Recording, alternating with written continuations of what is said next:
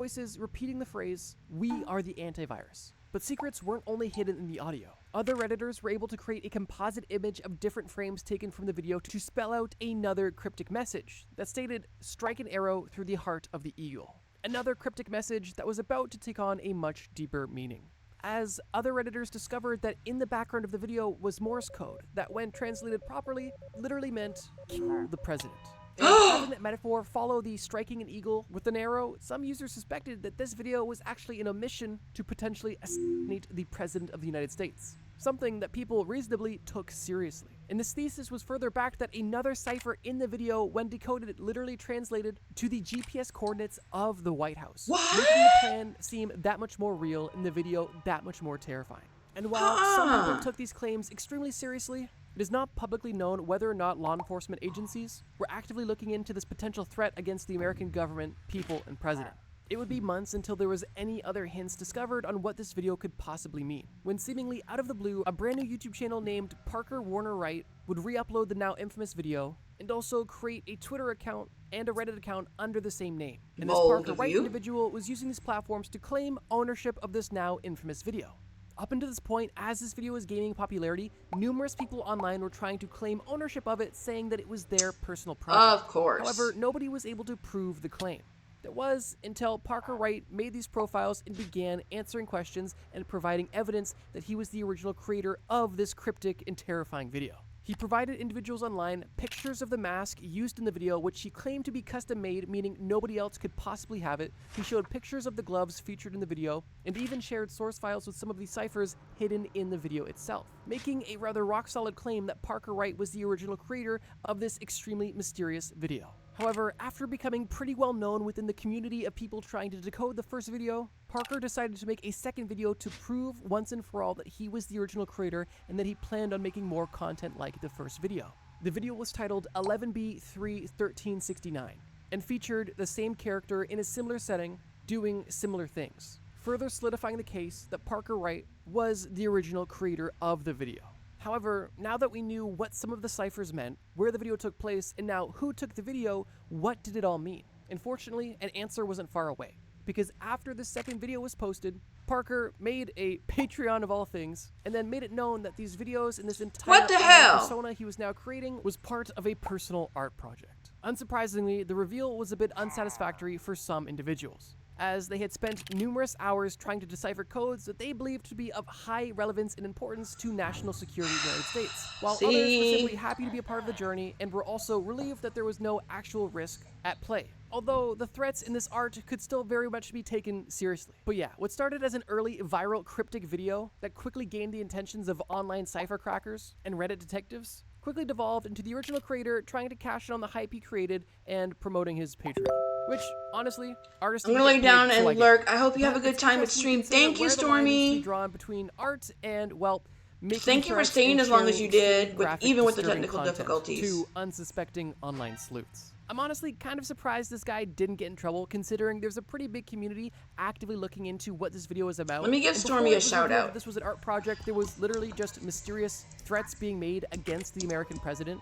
But now that the dust has settled, my assumption is that he was able to avoid getting in trouble simply because he revealed his true intentions not too long after the video gained traction, and he was also an American individual who was living in Poland, meaning that intelligence agencies didn't really have a direct path of getting to Parker, if they were even looking into this. But who knows? Let's move on.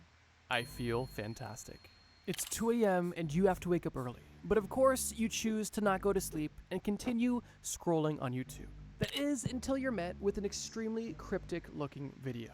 The thumbnail shows a humanoid looking creature, and the title simply says, "I feel fantastic." Already being creeped out by the thumbnail and title, you decide to scroll past it, but almost suddenly you know that this is something you have to look into. So you decide to scroll back up and see what this video is all about. You click on the video and are met with an extremely disturbing video, to say the least. What appears to be a humanoid robot singing a rather simple song. The video is short, and before you can even realize what you're watching, it's over.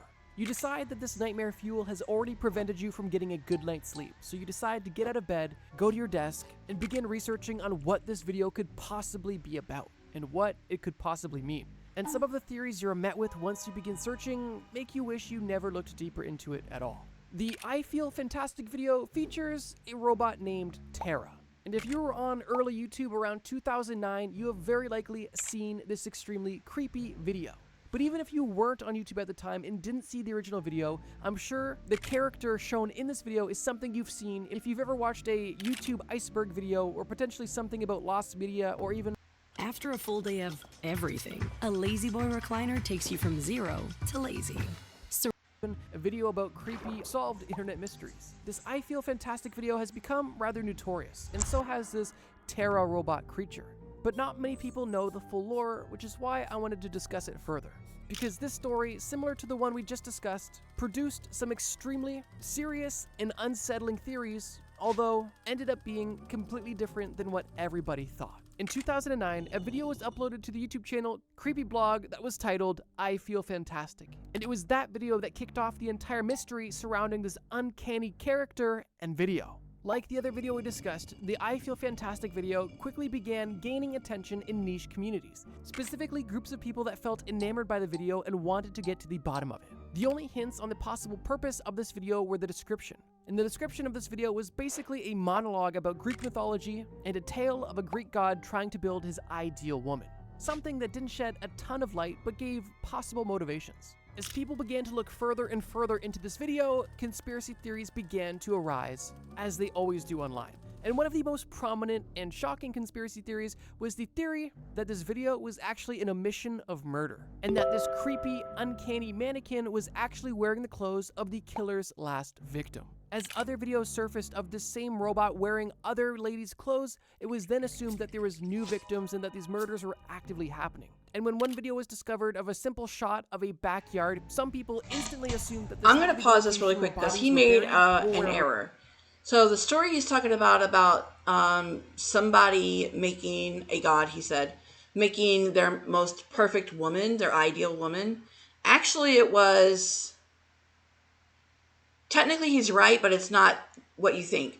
It was a human who basically was a hikikomori, shut in, and couldn't really find a lady that suited him, and wasn't into guys either.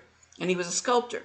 So he decided to sculpt his ideal woman, and then he fell in love with it. And he begged Aphrodite, the goddess, to make her real, and she did. So that's the large omission that was a part of that.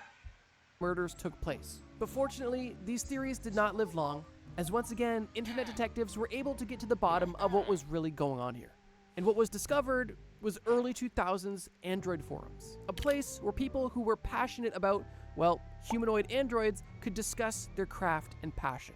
On one of these old forums, it was discovered that Tom Bergeron was an active community member, and he was frequently discussing his latest project, Tara the robot. And it was fortunately discovered that no, Tara was not simply modeling the clothes of dead victims.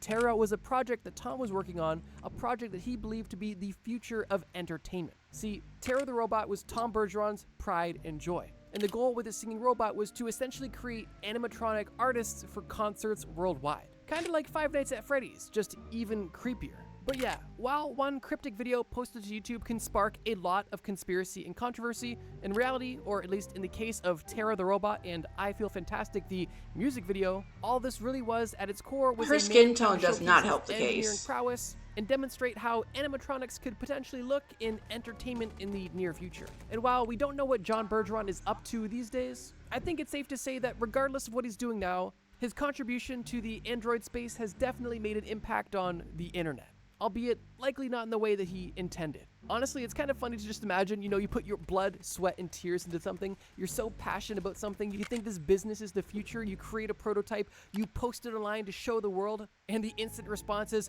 oh my God, he's a killer. He's a killer. It's scary. He's a killer. Look at this. It's a monster. I mean, realistically, with how creepy it is, that's not an unreasonable reaction. But it's hilarious to think that this guy was trying to share his passion and everybody instantly thought he was a killer with malice intentions. Lily Peters. Lily Peters was a 10-year-old girl from Wisconsin. She lived a normal, happy, healthy life. That was until April of 2022, exactly 4 years ago to the month of recording this video. During this time, Lily was spending time at her aunt's house, something she did often. And as it was coming time to leave, Lily got on her bike and started to head home. Although when Lily didn't arrive home nearly an hour after she typically got home, her parents got concerned. Lily's dad ended up calling his sister, Lily's aunt, to see when Lily was going to head home. However, Lily's aunt informed her dad that she left an hour ago, which unsurprisingly caused panic in both the aunt and the father of Lily. Immediately after this discovery, Lily's dad began retracing Lily's possible steps, as there's not many places she could have gone or got lost. Lily's parents and her aunt only lived 3 minutes apart by bike, and this bike ride that Lily took was something she did often and was a safe route, meaning that there was nearly no logical explanation for why she would not be home on time or at all. And it was for that reason that Lily's parents decided to contact authorities once they were certain she wasn't lost or just simply taking her time getting home. After an official report was made on the missing child, police made a shocking discovery that night. They were able to locate Lily's bike, although it was abandoned and there was no sign of Lily anywhere. That was until the following morning, when during a routine search, one of the members on the search and rescue team found Lily Peters' lifeless body hidden in the woods. This discovery unfortunately confirmed the worst for everybody who knew and loved Lily, although this discovery only left more questions than answers. And that was because there was no clear motives for who could have done this and who would have wanted to do this. At the time of discovery, all the authorities knew was that they were dealing with a dead child who had been mutilated and dumped, seemingly for no reason, on a relatively short and routine bike ride.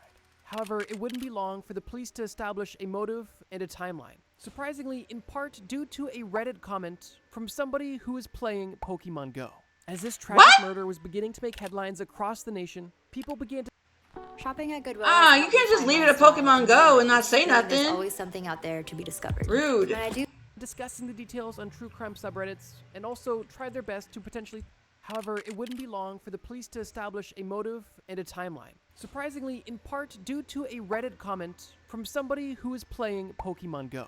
As this tragic murder was beginning to make headlines across the nation, people began discussing the details on true crime subreddits and also tried their best to potentially theorize on what could be going on.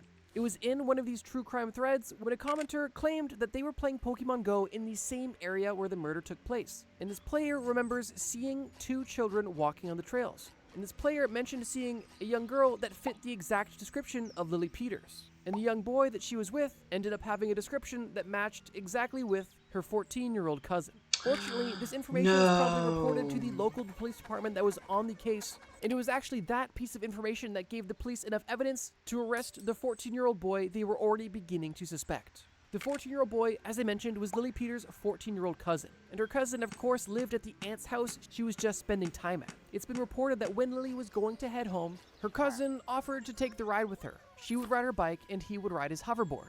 Not long after they left their house, the 14-year-old boy suggested that they go to a nearby trail to play a bit more before she went home. And then once they made it to the trail, he suggested that they maybe go off-trail. And it was during this time off-trail that this 14-year-old boy assaulted, violated, and killed his 10-year-old baby cousin. After the 14-year-old was arrested, he not only admitted to everything that was done to Lily, but also admitted that what he did was premeditated and planned, proving that he had every intention of ending the life of his cousin before they ever even left the house. Because of the sheer depravity and seriousness of the situation, Lily's cousin, the 14-year-old killer, was convicted on multiple felony accounts of assault, rape, and murder as an adult. And his trial is actually set for this year. The story of Lily by far the most tragic on this entire list. This wasn't an obscure art project or a gas leak. This was genuinely pure evil, and resulted in the loss of an innocent life that was completely avoidable. Truly, there are so many upsetting and disturbing details about the entire situation, and if you're into true crime, I'm sure you likely already know about it, but